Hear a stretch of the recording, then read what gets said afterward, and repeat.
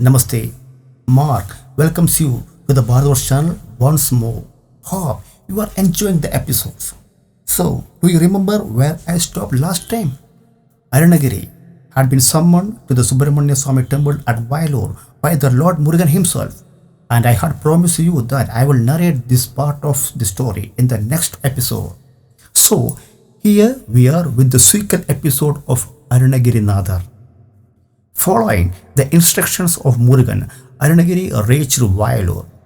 Here, Lord Subramanya Swami instructed him to sing, but Arunagiri expressed his inability to do so. Then the Lord, with his veil, wrote on his tongue the holy mantra Om Saravana Bhava. What more? There started flowing pearl-like verses from Arunagirinathar. Thus began the outpouring of divine songs that later formed the Tirupugal. He had sung almost 16,000 songs.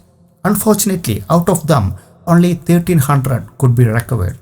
That too by the tremendous dedication of two men, Vadakapattu Subramanya Pillai and his son Sangalven Pillai.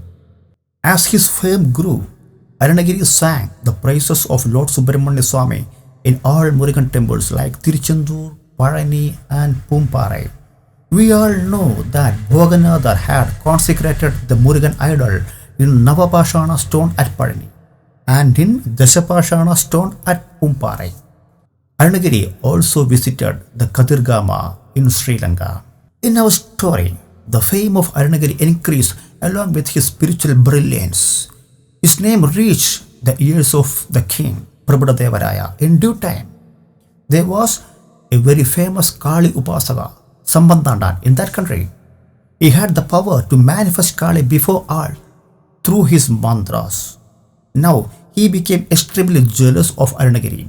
His envy led him to request the king to challenge Arunagiri to manifest his worshipped deity, Lord Subramanya Swami, in public, like he manifested Kali. The challenge was accepted. The venue was the Tiruvannamalai temple. The audience were the king as well as the large gathering of people. The challengers sat facing each other. Sambandhandan began chanting his mantra to manifest Kali. Lord Subramanya Swami requested the Kali not to manifest herself, as this was a fight based on intense jealousy. But Ma Kali, blinded by her devotees' deep devotion, had to deny the request.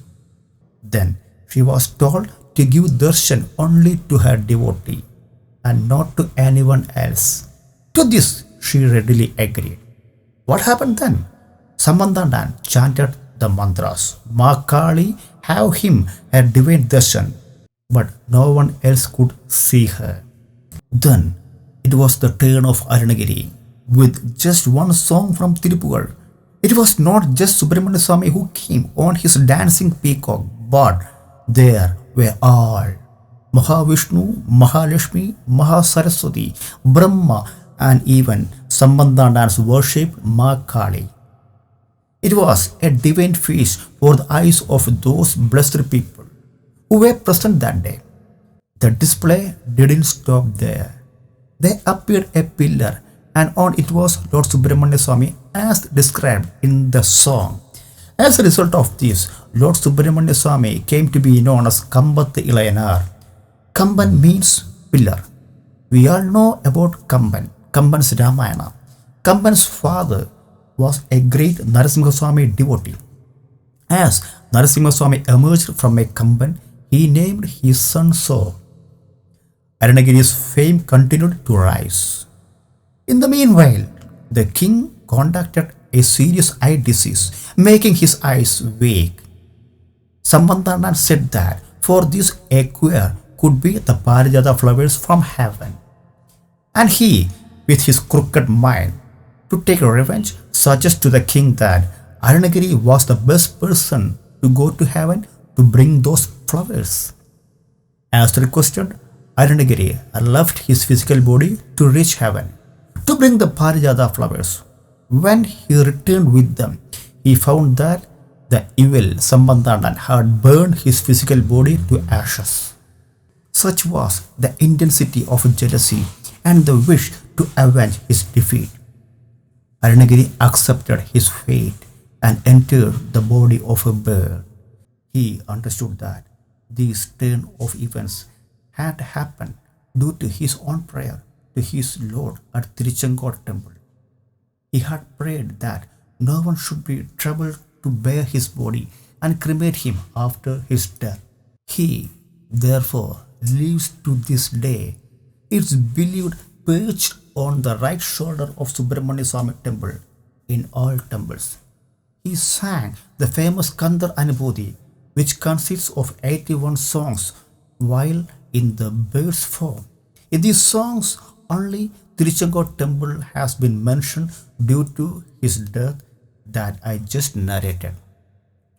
Arunagiri's songs have gained immense popularity over time. All Subramanya Swami devotees all over the world regularly chant Tirupugal, Kandar Alangaram and Kandar Anubhuti with devotion and faith. This brings us to the end of Arunagiri stories. In future episodes, I would like to take up Kandar Anubhuti and some songs from Tirupugal. I'm sure you will enjoy them too. Thank you for watching. Goodbye till we meet again.